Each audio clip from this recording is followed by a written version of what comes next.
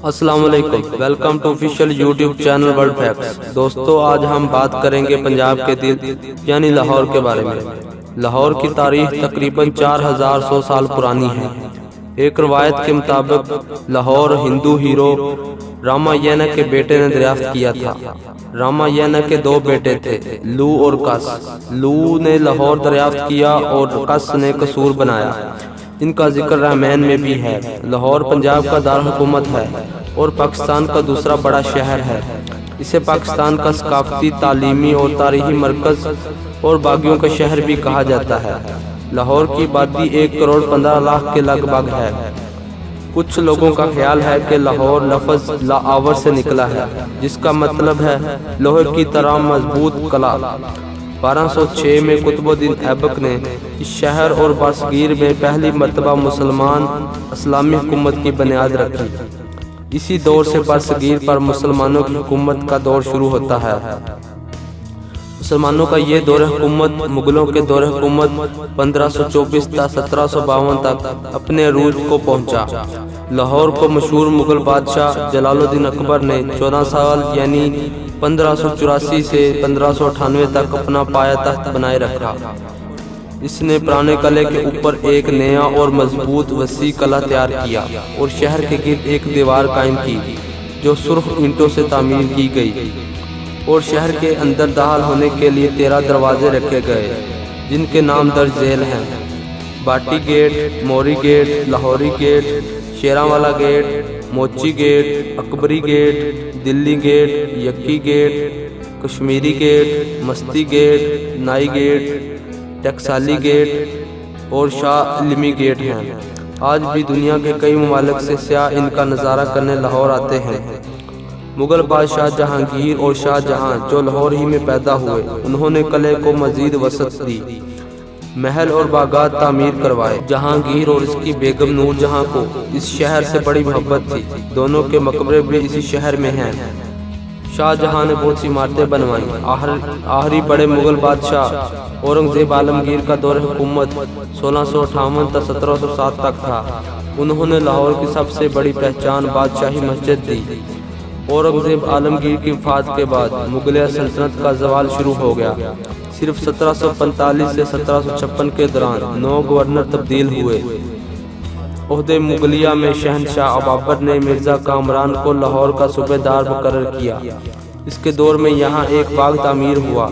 1789 میں رنجیت سنگھ نے لاہور پر قبضہ کر لیا اور اس کے دور حکومت میں تاریخی عمارتوں کو بہت نقصان اٹھانا پڑا۔ اس کے بعد انگریزوں نے بہت سی عمارتیں تعمیر کی۔ پرانی عمارتوں کے تحفظ کے لیے کئی اقدامات کیے گئے، مگر بدلتا زمانہ اپنے اثرات چھوڑتا رہا۔ 1947 میں آزادی کے بعد لاہور پاکستان کا ایک مشہور شہر اور پنجاب کا دارالحکومت بن گیا۔ لاہور کی قدیم اور جدید عمارتیں اپنی الگ شان سے ہر شخص کو متاثر کرتی ہیں۔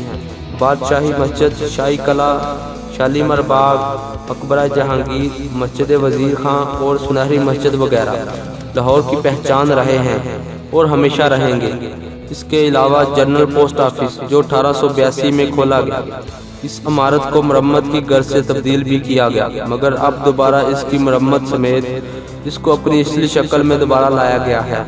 لاہور عجائب گھر، پنجاب یونیورسٹی، ریلوے اسٹیشن اور قائد اعظم لائبریری اپنی طرز رہنمائیوں سے بھرپور ہے، جبکہ اسمبلی ہال اپنی طرز کی خوبصورت اور مضبوط عمارت ہے۔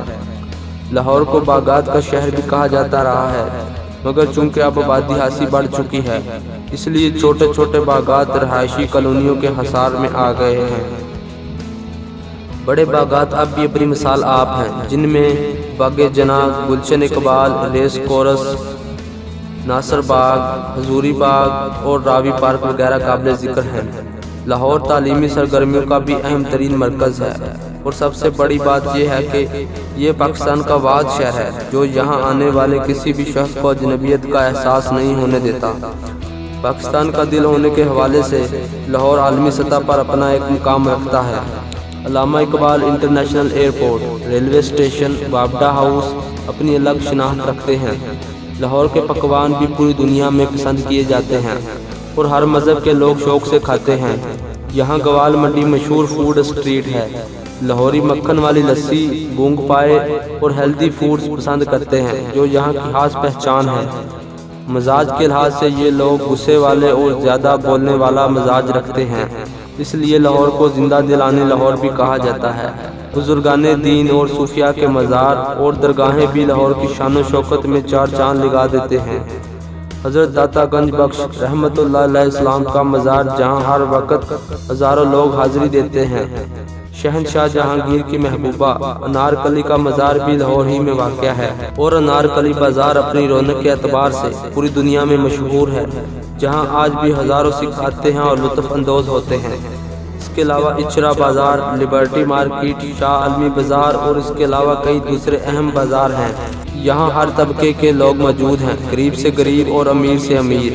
لاہور میں یونیورسٹیاں، میڈیکل کالجز، ٹیکنیکل کالجز اور ابتدائی سطح پر تعلیم کو عام کرنے کے لیے ان گنت تعلیمی ادارے موجود ہیں، جس سے شرح خواندگی میں اضافے کا امکان کافی حد تک ہے۔